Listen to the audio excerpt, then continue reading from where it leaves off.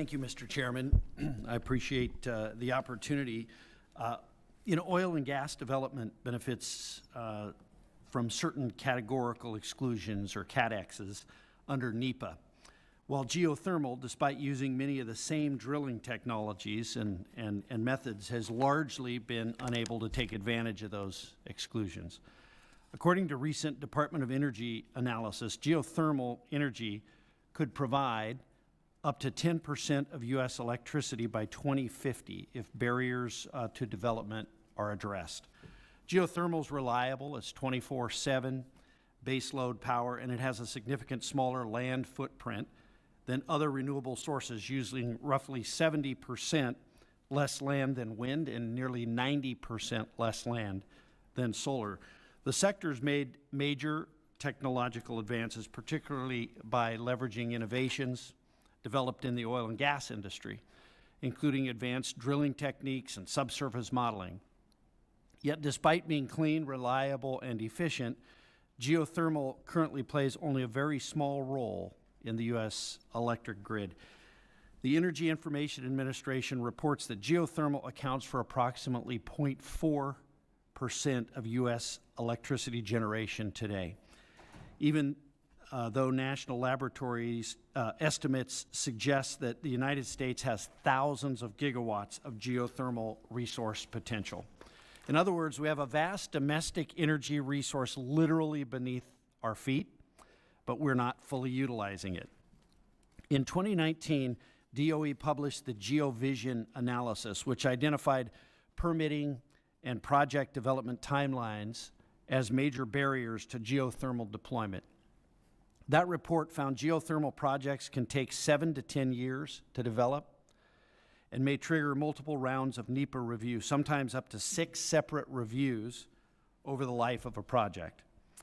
By contrast, Congress already recognized that certain oil and gas exploration and drilling activities of limited size and surface disturbance warrant categorical exclusions.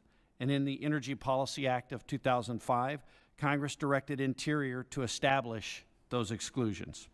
So, Mr. Raby, has the department undertaken a systematic review of existing categorical exclusions at other agencies that could be applied to geothermal exploration or development on federal lands?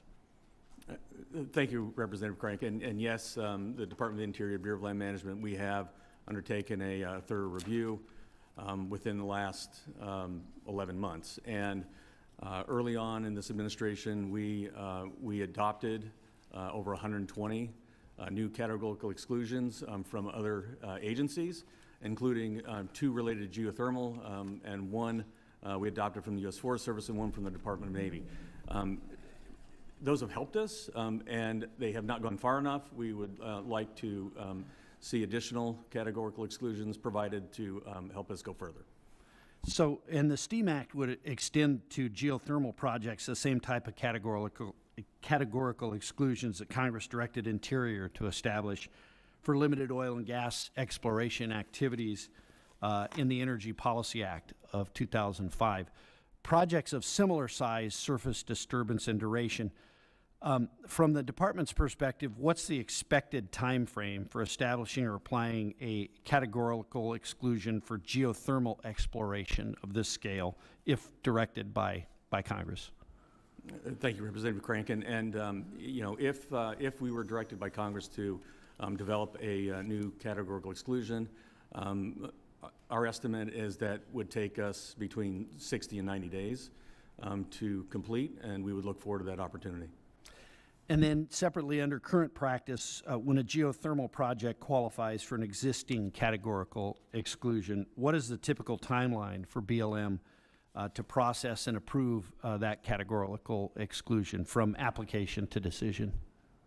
Thank you, Representative Crank. And generally speaking, the expectation is for a categorical exclusion that is completed within 1 to 2 weeks, but certainly less than 30 days. We have some unique circumstances and want to make sure that we're expediting those as quickly as possible.